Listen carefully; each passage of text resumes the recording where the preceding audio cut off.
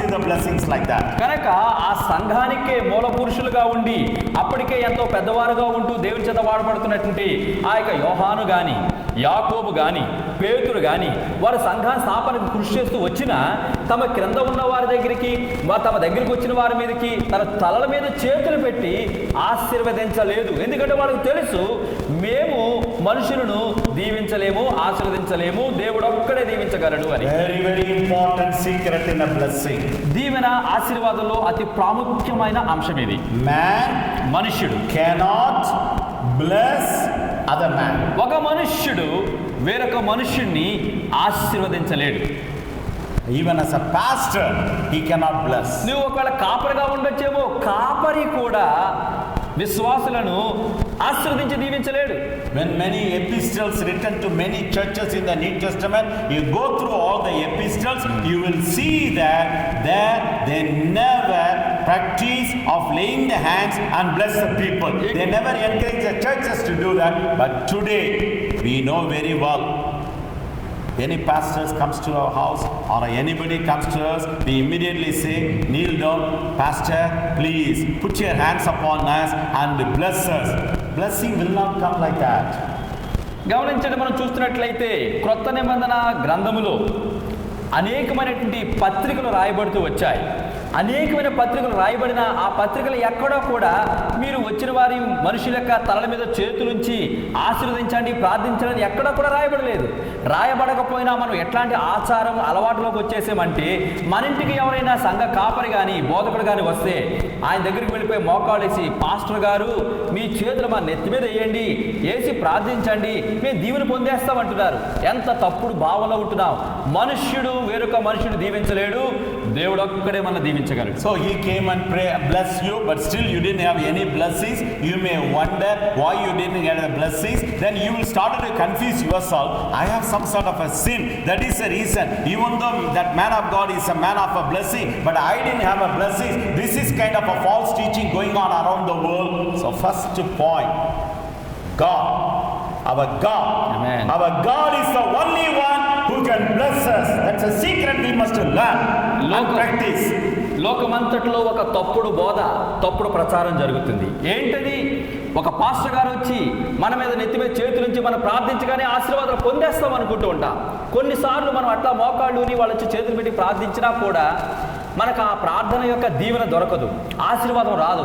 ఏంటి ఇంతకాలం అయిపోయింది, ఇన్ని సంవత్సరాలు అయిపోయింది, ఆ దైవజనుడు ఆయన చెప్పాడే పలానా నెలలో వచ్చేస్తుంది ఆశీర్వాదాన్ని, ఏ నెలలో కూడా రావట్లేదు. అంటే నాలో పాపం ఉంది, నాలో ఏదో దోషం ఉందని చెప్పి కలవరం పడిపోయి తప్పుడు బోధలో మనము కలవరపడిపోతున్నాం. ఇట్లాంటి తప్పుడు బోధలు ఖండించాలి. ఏ మనుష్యుడు ఎంత గొప్పవాడైనా మనం దీవించలేడు. కేవలము దేవుడైన యెహోవా సృష్టికర్త దేవుడు మాత్రమే దీవిస్తే నిజమైన దీవెన మనం పొందుతాం. Well, I travel every day to different cities and different countries, and then people come to me and they ask me, please lay down your hands upon me and bless me. I do straight away say, I'm sorry, I cannot bless you. I have nothing to bless you. If you have any particular prayer point for a healing or some sickness or some problems, you tell me, I'll pray for that. But don't expect me to lay down my hands on you and then don't expect me immediately from my hands. The blessing will not pass it from me to you. There is no biblical teaching on that. I used to tell people, they look at me in a different way. Never mind, I want to follow the Bible. సాధారణంగా నేను భారతదేశంలో రోజుకి పలానా ఏవో రకరకాల రాష్ట్రాలు వెళ్తాను, అనేక దేశాలు నేను తిరుగుతూ ఉంటాను, పలు ప్రాంతాలకు వెళుతూ ఉంటాను, అనేక మందిని కలుస్తూ అనేక దేవుని వాక్య పరిచయం చేస్తున్నాను. ఎక్కడికి వెళ్ళినా ప్రజలందరూ వచ్చి పాస్టర్ గారు లేకపోతే అయ్యా మీరు మా కొరకు ప్రార్థన చేయండి, మా మీద చేతులుంచి మాకు ఆశీర్వాదాలు ఇవ్వండి అని కోరితే, అయ్యా ఇది తప్పు, నేను ఆశీర్వాదం మీకు ఇవ్వలేను, నేను మిమ్మల్ని దీవించలేను. మీకు శరీరంలో బాగోలేదా, అనారోగ్యం ఉందా, జబ్బు ఉందా, బలహీనత ఉందా చెప్పండి, నేను ప్రార్థన చేస్తాను. ప్రార్థన చేస్తే దేవుడు మిమ్మల్ని దీవించి ఆశీర్వదిస్తాడు. కానీ నా చేతిలో నుంచి బలంగా శక్తి వెళ్ళిపోయి మీ నెత్తి మీదకి వచ్చి ఎంటుకల్లో నుంచి లోపలికి వెళ్ళిపోయి ఆ మోకాళ్ళ నొప్పులు తీసేయడం అనేది జరగదు. ఇది తప్పుడు బోధ. అంటే ఇదేంటి ఈయనంత వాక్య పరిచయం చేస్తాడు ఇలా చెప్తున్నాడని ఏదో నన్ను తక్కువగా చూసినా నేను బాధపడడం లేదు. ఎందుకంటే ఆశీర్వదించేవాడు దేవుడే. ఆశీర్వాదం దేవుడి దగ్గర నుంచి మనకు వస్తుంది, మనుషుల దగ్గర నుంచి కాదు. Okay, then why in the Old Testament the forefathers, some of the prophets, they prayed and blessed. Why they did like that? అయితే పాత నిబంధన గ్రంథంలో మనకున్నటువంటి పితరులు, గోత్రకర్తలు, పెద్దలు ఎందుకు వారు తమ దగ్గరికి వచ్చిన వారిని తమ పిల్లల మీద చేతులు ఎందుకు ఉంచారు, ఎందుకు ప్రార్థించి ఆశీర్వదించారు? దానికి కారణం ఏంటి? In the Old Testament, Jesus, he didn't come as a way, as a truth, as a life. But the New Testament, Jesus said very clearly, I am the way, I am the truth, I am the life. Except to me, but by me, you cannot go to the Father. The Old Testament, there was no provision like that. So people need to get the blessings of God from the men of God in the Old Testament. But the New Testament, Jesus, he became a mediator between God and us. So only because Jesus came down and died for us and shed the blood and cleansed us from all the sins and everything. So we cannot get the blessings from any man Amen. in the New Testament, only by God. That's a secret. So you have to follow that hereafter. ఎందుకు మనం పాత నిబంధన గ్రంథంలో గోత్రకర్తలు, పెద్దలు వారందరూ తమ పిల్లల్ని తమ దగ్గరకు వచ్చిన వారి మీద చేతులుంచి ప్రార్థించినప్పుడు వారు ఆశీర్వాదాలు పొంది దీవించబడ్డారు, స్వస్థపడ్డారు? ఎందుకు ఈ రీతిగా జరిగింది అంటే పాత నిబంధన గ్రంథంలో ప్రభువైన యేసుక్రీస్తు వారు మార్గము, సత్యము, జీవమైన యేసుక్రీస్తు ప్రభువారు అప్పటికి వారి మధ్యలో లేరు. ఇప్పుడైతే క్రొత్త నిబంధన గ్రంథంలో చూస్తున్నాం, నేనే మార్గమును, నేనే సత్యమును, నేనే జీవమై ఉన్నాను, నా ద్వారా తప్ప పరలోక రాజ్యమునకును తండ్రి యొద్దకును ఎవడు కూడా రాలేడని యేసు ప్రభు చెప్పారు. కాబట్టి ఆ కాలంలో యేసు ప్రభు వారి బయలుపరుపు లేదు, ఆయన మరి భౌతిక రూపంలో లేడు. కాబట్టి ఆ యేసుక్రీస్తు యొక్క ఆ యొక్క దేవుని కృపను ఆ పెద్దలకు దేవుడిచ్చాడు. ఆ పెద్దల దేవుడు వాళ్ళు ప్రార్థించగా వారు స్వస్థ పొందారు. క్రొత్త నిబంధనలో యేసుక్రీస్తే మధ్యవర్తి, ఆయన ఒక్కడే దీవించేవాడు, ఏ మనుషుడి ద్వారా మనకు ఆశీర్వాదం అని చెప్పి మనం గుర్తించాలి. So what we are learning now, ఏం నేర్చుకుంటున్నాం మనం ఇప్పుడు? you are also hereafter not to lay down hands on the people and bless them. You have no right to do that. గమనించు, నీ మీదకి వేరే వాడు చేతులు వేయించుకోకుండా నువ్వు తప్పించుకోవాలి, ఎందుకంటే వాళ్ళ నుంచి ఆశీర్వాదం రావు. రెండోది, నీకు కూడా వేరే వారిని ఎత్తి మీద చేతులేసి ప్రార్థన చేసేసి ఆశీర్వదించడానికి నీకు హక్కు లేదు. దేవుడు నీకు ఇవ్వలేదు, నీ ద్వారా స్వస్థత జరగదు, నువ్వు స్వస్థపరచలేవు, నువ్వు కూడా వారిని దీవించకూడదు. Because the blessings from Genesis to the Revelations, it's a work of God, it's an occupation of God, it's a job of God. So you don't take that job, please don't steal that job from God. ఆది కాండము నుంచి ప్రకటన గ్రంథం వరకు కూడా దీవించే పని, ఆశీర్వదించే పని, ఆ యొక్క గురుతరమైన బాధ్యత దేవుడిదే. Amen. దేవుడే చేస్తున్నాడు. కాబట్టి దేవుడి పని నువ్వు దొంగలించకు, దేవుడి చేతిలోంచి నువ్వు రాక్కోని ప్రయత్నం కూడా చెయ్యకు. నువ్వు ఎంత చెయ్యేసినా వాళ్ళకి మెడ నొప్పి వస్తారు తప్ప దీవెన రాదు. నువ్వు కూడా వేరే వాళ్ళ మీద చెయ్యకు. Now we are moving into the same verse, 134:3. The second important secret we are going to learn out of that. మొట్టమొదటి ఆ రహస్యము, దీవించేవాడు అర్హుడు అంటే దేవుడు ఒక్కడే తెలుసుకున్నాం. 134వ కీర్తన 3వ వచనంలో రెండవ రహస్యాన్ని నేర్చుకుంటున్నాం. Who is that Lord and God? అసలు ఈ దేవుడైన యెహోవా ఎవరు? Here it says, ఇక్కడ దావీదు అంటున్నాడు, He is the creator of the skies and the earth. ఈ దేవుడైన యెహోవా ఎవరయ్యా అనే దానికి జవాబు కీర్తన గ్రంథకర్త ఏమని రాస్తున్నాడు? ఈ యెహోవాయే భూమిని, ఆకాశములను సృష్టించినవాడు. You may tell me, oh, I know this already.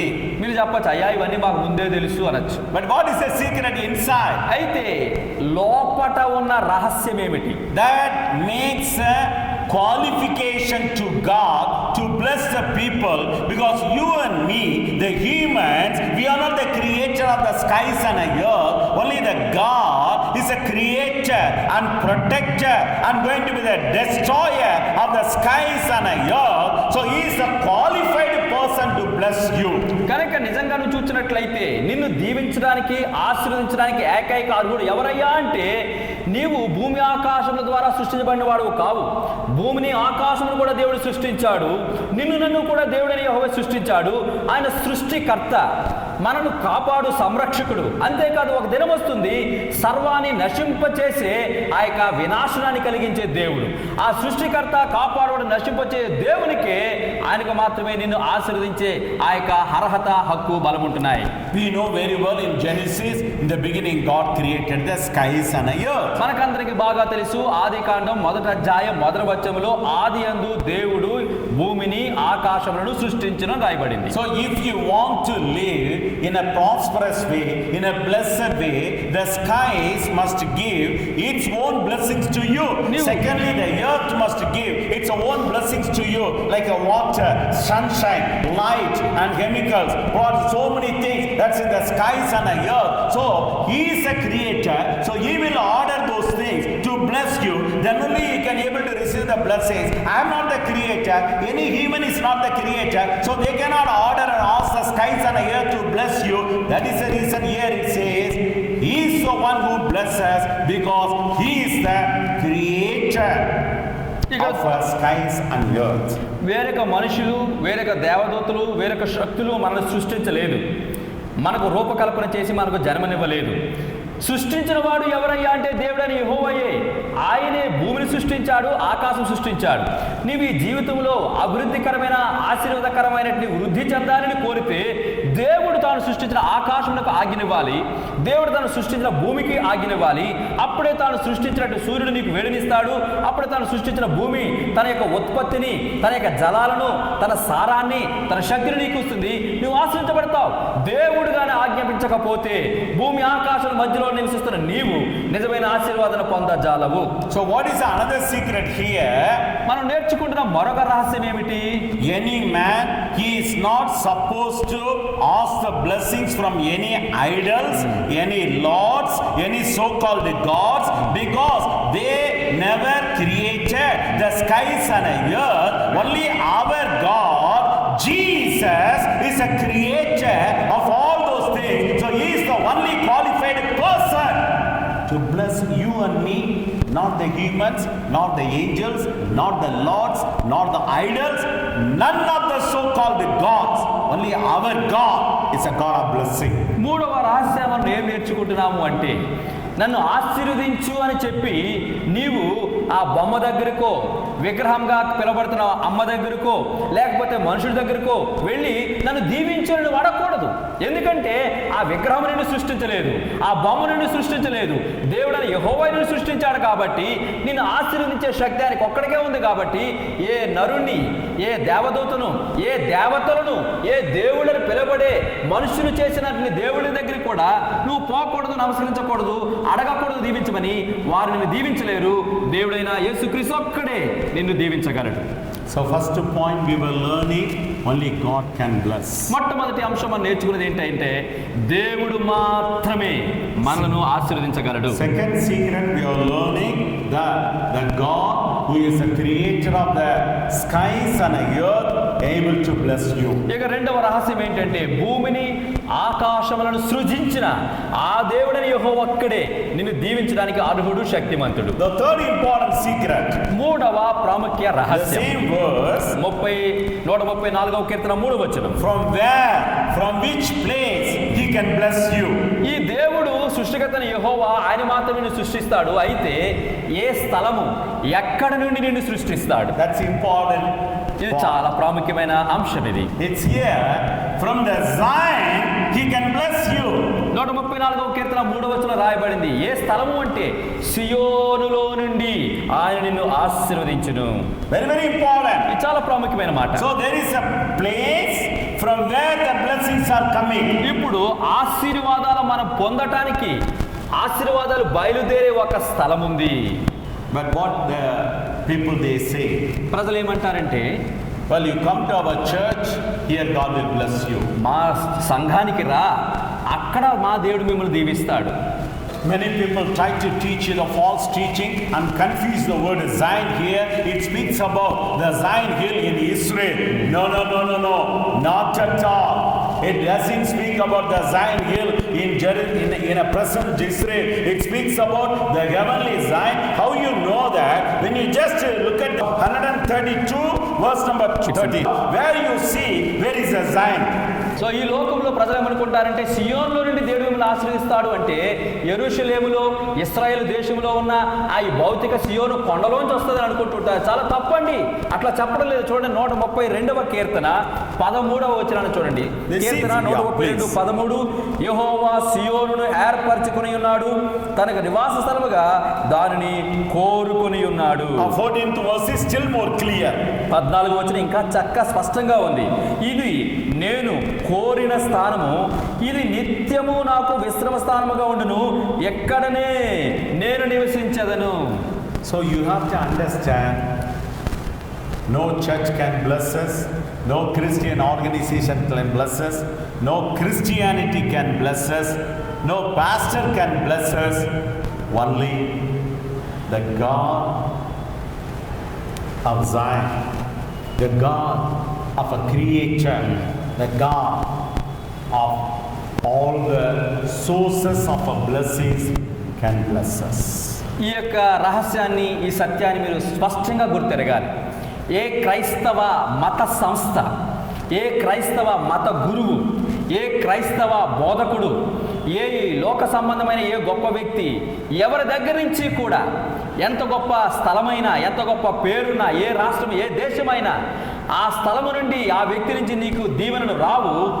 కేవలము ఆత్మీయంగా చెప్పబడుతున్న సియోను కొండ, దేవుని యొక్క చివరి నివాస స్థానము, చిరకాలం ఉండే ఆ పరలోకపు సియోన్లో నుండి దేవుడని యేసుక్రీస్తు మాత్రమే, ఆయన మాత్రమే, అక్కడి నుంచి మాత్రమే నీకు ఆశీర్వాదము, అక్కడే నీవు ఆశ్రయించబడతావు.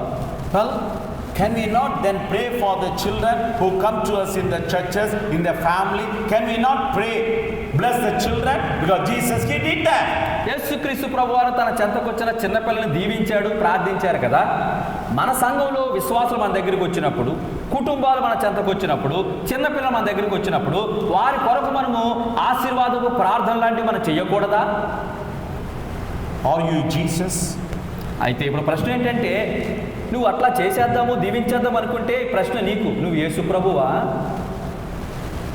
Jesus, He did that. యేసుక్రీస్తు దేవుడు, దేవుని కుమారుడు, ఆయన చేశాడు. He was not only blessing the kids, ఆయన పిల్లలు మాత్రమే కాదు దీవించింది, He was also walking upon the water. Can you do that? ఆయన చిన్నపిల్లలు మాత్రమే ఆశ్రయించి ఊరుకోలేదు. మహాసముద్రం మీద తుఫాను వస్తున్నప్పుడు నీళ్ళ మీద నడిచాడు. నువ్వు కూడా నడుస్తావా? ప్రయత్నం చేయి, అప్పుడు దీవింది. కానీ Jesus, He did raise the dead people. Can you do that? యేసుక్రీస్తు ప్రభు చనిపోయిన చిన్నపిల్లల్ని, అనేకులను, లాజను కూడా ఒక మాట చెప్పి బ్రతికించాడు. ఏది నువ్వు మాట్లాడు, బ్రతికించి చూద్దాం, అప్పుడు ఆశీర్వదించు. కానీ When the temptation came to Jesus, the devil brought the temptation to Jesus. He overcome everything. Do you do that like that? మత్తయి సువార్త 4వ అధ్యాయంలో యేసుక్రీస్తు ప్రభు అరణ్యములో అపవాది చేత మరి అనేక రకాలుగా శోధించబడ్డాడు. ఆయన దేవుని వాక్యము చేత, దేవుని వాక్య బలము చేత అపవాదుని జయించాడు. ఏది నువ్వు జయించు. The final thing, He died, He was buried, He was resurrected. Can you do that? యేసుక్రీస్తు ప్రభు లోక పాపములు, పాప భారం అంతా మోసుకున్నాడు. ఆయన దున్నబడ్డాడు, కొట్టబడ్డాడు, మరణించాడు, శిలువ మీద సమాధిలో ఉంచబడ్డాడు. 3 రోజులు అయిన తర్వాత మృత్యుంజయుడి పునరుద్ధాన శక్తితో, దైవబలంతో లేచాడు. ఏది నువ్వు చావు, ఏది నువ్వు సమాధి చేయబడు, మళ్ళా లే, తిరిగి చూద్దాం, అప్పుడు నువ్వు ఆశ్రయించడానికి సమర్థుడు. Can you able to turn the ordinary rasam into the sweet wine? Can you do that? నీళ్లు వదిలిపెట్టు, మామూలు రసం ఉంది, దాన్ని మధురమైన రసంగా, చక్కెర బెల్లం కలపకుండా మధురమైన రసంగా నువ్వు చేయి చూద్దాం. Jesus with the 5 bread and 2 fishes, He fed so many thousands of people. Can you do that in your house? 5 రొట్టెలు 2 చిన్న చేపలు పట్టుకుని యేసు ప్రభు వారు దీవిస్తే 5,000 మంది పురుషులు, స్త్రీ పిల్లలు కాకుండా తిన్నారు. మిగిలి 12 గంపల నిండా ఎత్తారు. ఏది నీ ఇంట్లో 5 రొట్టెలు 2 చేపలు పెట్టి దీవించు, ముక్కలు చేయి, ఎంతమందికి పెడతావు, ఎంతమంది తినగా ఎన్ని గంపలు ఎత్తుతావు, అప్పుడు ఆశ్రయించడానికి సమర్థుడు. So if you want to bless the kids, first of all you do all these things, then you started to bless the kids. నీ పిల్లలు దీవించేయాలి, నీ దగ్గరికి వచ్చిన వాళ్ళు ఆశీర్వదించేయాలంటే ఇప్పుడు నేను చెప్పిన ఈ మాటలన్నీ ఉన్నాయి కదా, యేసు ప్రభు చేసినవి అవన్నీ చేయి. చేసిన తర్వాతే అర్హత, అప్పుడే నువ్వు చేయడానికి సమర్థుడు. Paul, అపోస్తలుడైన పౌలు, Peter, అపోస్తలుడైన పేతురు, John, అపోస్తలుడైన యోహాను, Barnabas, అపోస్తలుడైన బర్నబా, Timothy, పైగా Timothy, and all the Mark, all the men of God, దైవజనులందరూ they never did that. వారందరూ కూడా ఇట్లా చేయలేదు. But కానీ some of the apostles, they were with Jesus when He was blessing the kids. They were seeing them, but they didn't follow that.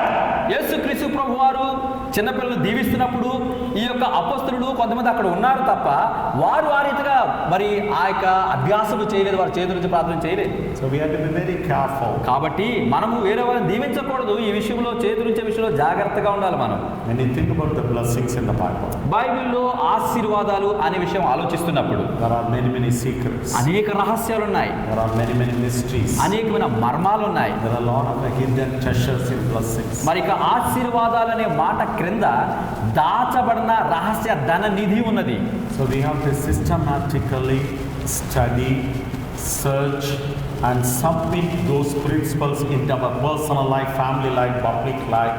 Then only we can able to enjoy the whole biblical blessings in our life. క్రమమైనటువంటి పద్ధతిలో ఆ Bible యొక్క ఆశీర్వాదాలు మనం పఠించాలి, ధ్యానించాలి, వాటిని కొరకు ప్రార్థించి పొందాలి.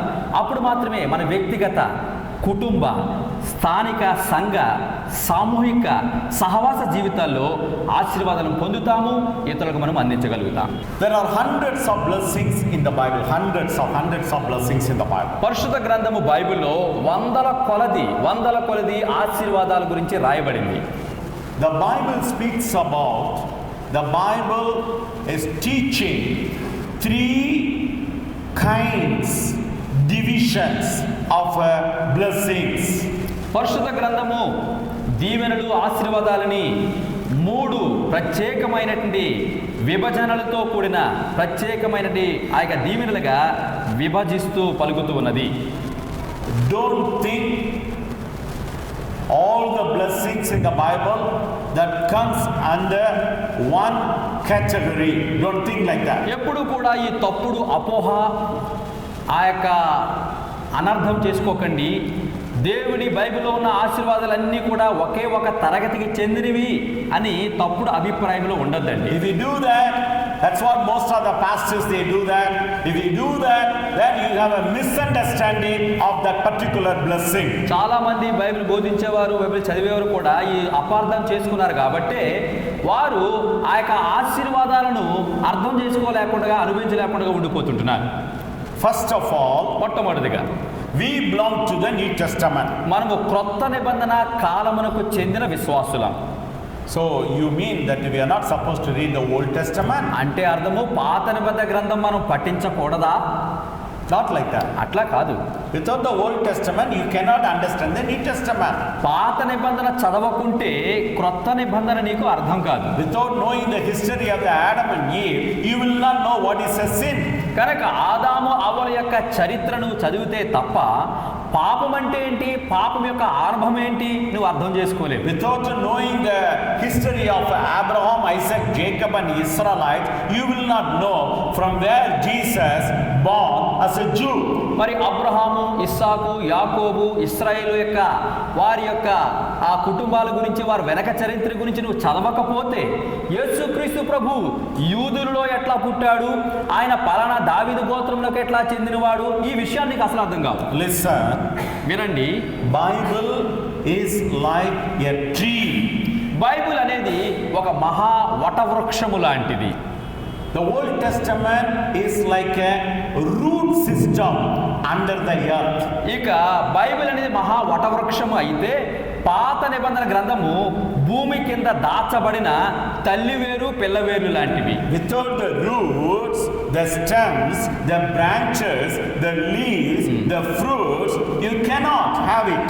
చెట్టుకి వేరు, ప్రధాన తల్లివేరు, పిల్లవేరు అనేవి లేకపోతే ఆ వేరుకు పైన కాండము, దానికి కొమ్మలు, కొమ్మలకేమో పలవలు, దానికి ఆకులు, పుష్పాలు, ఫలాలు అసలుండనే ఉండవు. The New Testament is like the branches, the stems and all of the parts of the upper portion. క్రొత్త నిబంధన అనేది దేంతో పోల్చుకోవచ్చు?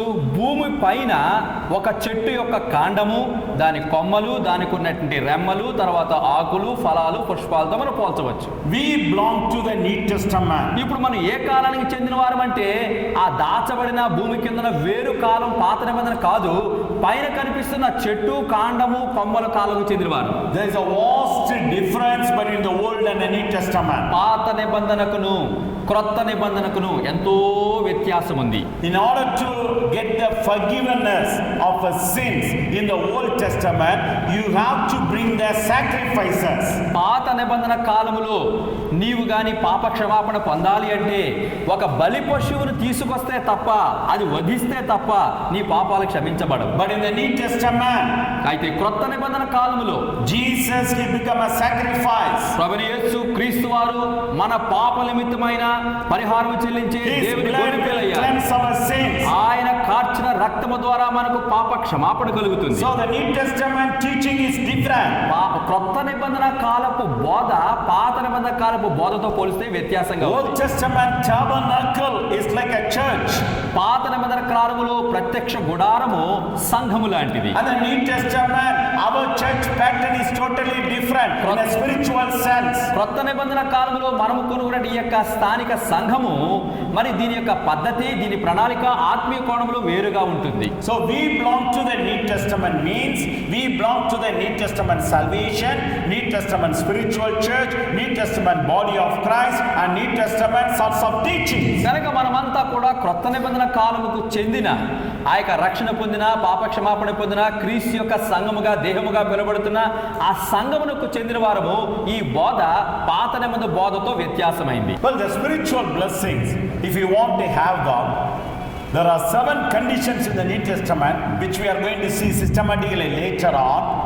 One of the condition is here, you have to be in Christ. What do you mean by in Christ?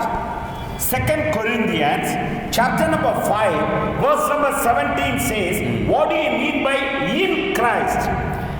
చూడండి, మనకు ఈ క్రొత్త నిబంధన ఆశీర్వాదాలు పొందాలి అంటే 7 షరతులు మనకు ఉంటూ ఉన్నాయి. ఆ 7 షరతులో మొదట మనం చూచుకున్నాం. ఏంటా మొదటిది అంటే క్రీస్తు నందు ఉండాలి. క్రీస్తు నందు ఉండడం ఏంటి? 2 కొరింథీ 5వ అధ్యాయం 17వ వచనంలో రాయబడుతున్నది, కాగా ఎవడైనను క్రీస్తు యేసునందు ఉన్న ఎడల వాడు నూతన సృష్టి, పాతవి గతించను, ఇదిగో సమస్తమును క్రొత్తవాయనని చెప్పి 2 కొరింథీ 5:17లో రాయబడింది. అది క్రొత్త సృష్టిగా మనం మారాలి. అది యేసు క్రీస్తు నందు నిలిచి ఉండటంటే అర్థం. Christ plus in, that's very very easy Christian, but in Christ it's very difficult. చూడండి, క్రీస్తు తర్వాత ప్లస్ కలిపితే అది క్రిస్టియన్ అవుతుంది, కానీ క్రీస్తులో నిలిచి ఉండట చాలా కష్టం. Anybody who born in Sweden, in Holland, in many Western countries, automatically they are eligible as a Christians, but they do not know Christ, they do not know anything about the Bible and everything. Because born in a Christian family, automatically the eligibility comes as a Christian. But here the Bible speaks in Christ, not Christ plus in, but in Christ. As long as we come in Christ, we started to live in Christ, we started to walk in Christ, we started to work in Christ, we started to do everything in Christ. That means we are living in Christ. What are the symptoms? What are the significations? Old things are passed away, everything becoming new. Unless or otherwise, you are a new creature. You are not supposed to climb and pray for spiritual blessings. గమనించండి, ఈ లోకంలో స్వీడన్లోనో లండన్లోనో ఏదైనా క్రైస్తవ దేశంలో పుడితే వాళ్ళు క్రైస్తవులుగా చలామణి అయిపోతూ ఉంటారు. క్రైస్ట్ ప్లస్ ఇన్ను కాదని కావాల్సింది. ఇన్ క్రైస్ట్ అంటే క్రీస్తు యేసు నందు మనం ఉండాలి. 2 కొరింథీ 5:17 అదే ఉంటుంది. కాగా ఎవడైనను క్రీస్తు యేసు నందు నిలిచిన ఎడల ఉండిన ఎడల వాడు నూతన సృష్టి, పాతవన్నీ గతించిపోయాయి, సమస్తం క్రొత్తవయ్యాయని చెప్పి అంటున్నాడు. కాబట్టి నువ్వు క్రీస్తులో నిలిచున్నప్పుడే, క్రీస్తులో నలిచినప్పుడే, క్రీస్తుతో పాటు సహవాసంలో నలిచినప్పుడే అప్పుడే క్రొత్త సృష్టివి, క్రొత్త వ్యక్తివి. ఆ క్రొత్త వ్యక్తి క్రీస్తులో ఉన్నప్పుడే అప్పుడే ఆత్మ సంబంధమైన ఆశీర్వాదాలు నువ్వు అడగగలవు, ప్రార్థించగలవు, అప్పుడే వాటిని నువ్వు పొందగలవు. What is the false teaching today about the blessings? ఆశీర్వాదాల గురించినటువంటి నేటి దినాల్లో జరిగే తప్పుడు బోధ ఏమిటండి? Whatever the blessings said in the Bible, బైబిల్లో రాయబడిన ఆశీర్వాదాలన్నీ కూడా all Christians are eligible to get. క్రైస్తవులందరికీ కూడా పొందటానికి వారు అర్హులే. As long as you born in a Christian family, నీవు క్రైస్తవ కుటుంబంలో జన్మిస్తే, as long as you have a Christian name, నీకు క్రైస్తవ నామధారణ as పేరు long ఉంటే, as you go to the Christian churches, క్రైస్తవ దేవాలయానికి వెళ్ళినంత కాలం, as long as you celebrate the Christmas, Good Friday and Easter, ఎంత కాలం అయితే క్రిస్మస్, గుడ్ ఫ్రైడే, ఈస్టర్ జరుపుకుంటావో, then everybody, the pastors will tell you, well, all the blessings will belong to you. అప్పుడు పాస్టర్లు అంటారు, ఆహా అంత క్రైస్తవ మతాచార ప్రకారం చేస్తున్నావు కాబట్టి ఈ క్రైస్తవ మత గ్రంథంగా పిలువబడిన బైబిల్ ఆశీర్వాదాలు నీవే. Wrong teaching, తప్పుడు బోధ, false teaching, తప్పుడు బోధ, misunderstanding about the blessing. ఆశీర్వాదాలను అపార్థము చేసుకుంటున్నారు. Bible will not bless you because you born in a Christian family and a Christian names and celebrating the Christmas and Good Friday and Easter. Bible will bless you. The blessings of the Bible you can able to receive only. Second condition, only. Third condition, only if at all you are in Christ. గమనించండి, నీవు క్రైస్తవ పేరు కలిగి ఉన్నావు, క్రైస్తవ కుటుంబంలో పుట్టావు, క్రైస్తవ మతాచారాన్ని అనుసరిస్తున్నావు, క్రైస్తవ దేవాలయానికి వెళుతున్నావు కాబట్టి బైబిల్ నిన్ను దీవిస్తుంది అనుకుంటే తప్పు. బైబిల్ నిన్ను దీవించదు. ఎందుకంటే నువ్వు యేసుక్రీస్తులో ఉన్నప్పుడే, మొదటిది, రెండవది, మూడవది కారణము యేసుక్రీస్తులో ఉన్నప్పుడే ఉన్నవారిని మాత్రమే బైబిల్ దీవిస్తుంది. Very, very important. చాలా ప్రాముఖ్యమైన మాట. You may tell that my whole family is attending this church. మీరు చెప్పొచ్చు, మా కుటుంబం అంతా కూడా ఈ సంఘానికి హాజరవుతున్నామని. And you know, we are all a third generation అయ్యా మేము Christians. ఇప్పుడు క్రైస్తవులం కాదు, మా ముత్తాతల దగ్గర నుంచి పోల్చుకుంటే మా మూడో తరం వాళ్ళం అంటారు మీరు. No possible to claim the blessings. అయినా కూడా ఆశీర్వాదాలు పొందడానికి నీ క్రైస్తవ వెనక చరిత్ర దోహదపడదు, సహాయపడదు. So like this, we will teach you and train you all the conditions of the blessings. కాబట్టి Conditions of the blessings. ఆశీర్వాదాలు పొందటానికి ఉన్న రహస్యాలు, వాటి షరతులు అన్నిటినీ కూడా ఈ కోర్సు మీకు బోధిస్తాము, మేలు పొందుతారు. Second kind of blessings in the Bible, బైబిల్లో ఉన్నటువంటి రెండవ రకపు ఆ యొక్క ఆశీర్వాదములు, that is called the physical blessings or the Old Testament blessings. మరి అవి భౌతిక సంబంధమైన ఆశీర్వాదాలు లేదా పాత నిబంధన కాలపు ఆశీర్వాదాలు. Very, very important. చాలా ప్రాముఖ్యమైనది. There are many blessings in the Old Testament. Most of the pastors, when they take their sermons, they take these blessings and then they will preach you. And most of the calendars, every 12, all the 12 months, only Old Testament blessings. This is what they will tell you, but that's not the fact. That's not the truth. మరి ఎవరైనా మీరు బోధకుల దగ్గర వెళ్ళినట్లయితే కొంతమంది బోధకులు ప్రసంగాలు చేస్తూ ఆశీర్వాదాలు ఇస్తారు. ఏ ఆశీర్వాదాలు ఇస్తారు? వారు పాత నిబంధన గ్రంథాన్ని చదువుతారు, అందులో ఉన్న ఆశీర్వాదం తీసుకుంటారు, అందులో ఉన్న ఆశీర్వాదం మాత్రమే బోధిస్తూ ఉంటారు. అంతేకాదు వారు క్యాలెండర్ ప్రింట్ చేస్తారు జనవరి నుంచి డిసెంబర్ వరకు. ఆ క్యాలెండర్ మొత్తం అన్ని రోజులు కూడా పాత నిబంధన ఆశీర్వాదాలే పెడుతూ ఉంటారు, కానీ క్రొత్త నిబంధన ఆశీర్వాదాలు పెట్టరు. ఆ పాత నిబంధన కాలపు ఆశీర్వాదాలన్నీ కూడా భౌతిక పరమైనవి, ఆత్మపరమైనవి కావు అని చెప్పదలుచుకున్నాం. Abraham, he blessed his son.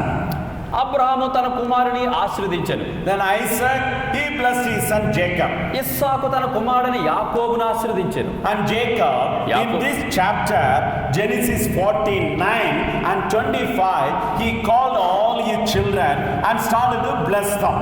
ఇప్పుడు యాకోబు మరి ఆది కాండము 49వ అధ్యాయంలో 25వ వచనంలో యాకోబు ఏం చేస్తున్నాడు? తన సంతానము, తన పిల్లలందరినీ కూడా పిలిచి వారందరినీ కూడా ఇట్లాగా ఆశీర్వదిస్తూ ఉంటున్నాడు. There he is segregating the blessings into the three categories. యాకోబు తను ఇచ్చే ఆశీర్వాదాలను 3 విభాగాలుగా విభజిస్తున్నాడు. God will bless you of the blessings of the skies. దేవుడు నిన్ను దీవించును లేదా ఆకాశపు ఆశీర్వాదములు, పరలోకపు ఆశీర్వాదములు. Secondly, God will bless you the blessings of the deep down the earth. దేవుడు మిమ్మల్ని దీవించును లేదా భూ లోపల భూ సంబంధమైనటువంటి ఆ నేలపరమైన ఆశీర్వాదాలు. Thirdly, God will bless you the blessings of the body, the wombs and the breast. కనుక దేవుడు నిన్ను ఆశీర్వదించును, అది నీ శారీరక సంబంధమైన, భౌతిక సంబంధమైన గర్భఫలము, స్వస్థత, ఇది 3వ ఆశీర్వాదం. So any blessings comes in the Old Testament, they will come in any one of these categories. కనుక పాత నిబంధనలో పలకబడిన ఆశీర్వాదాలన్నీ కూడా పర సంబంధమైన ఆకాశం నుంచి వచ్చే ఆశీర్వాదములు కానీ, భూ సంబంధమైనటువంటి భూమి నుంచి వచ్చే ఆశీర్వాదాలు కానీ, శారీరక సంబంధమైన ఆశీర్వాదాలు కానీ, ఈ గుంపులో ఏదో గుంపుకు చెందిన ఆశీర్వాదాలు అవి. So from Genesis to the Malachi, we are going to study all the Genesis. ఆది కాండముతో మొదలు పెట్టుకుని మలాకి గ్రంథం వరకు ఈ ఆశీర్వాదాలు మనము చదవబోతూ పట్టించబోతున్నాం. But the problem is, సమస్య ఏంటంటే these blessings, ఈ ఆశీర్వాదాలు it's given and promised to only Israelites. గమనించాలి ఏంటంటే ఈ పాత నిబంధనలోని ఆశీర్వాదాలన్నీ కూడా దేవుడు ఇచ్చాడు. అయితే ఎవరికి ఇచ్చాడు? గమనించండి, కేవలము ఇశ్రాయేలు ప్రజలకు మాత్రమే ఇచ్చాడు. You and me, we are not Israelites. నీవు నేను పుట్టుకతో ఇశ్రాయేలు పౌరులము కాము. We are Gentiles. మనము దేవుడు ఎరగని అన్య జనులం. But these blessings will go to only the Israelites. అయితే ఇక్కడ పాత నిబంధనలో చదువుతున్న ఈ ఆశీర్వాదాలు ఆదికాండ 49 ఆశీర్వాదాలు ఇశ్రాయేలుకు మాత్రమే. When Abraham, Isaac, Jacob and the tribe of Israelites, they were living in the Old Testament, they were Babylonians, they were Egyptians, they were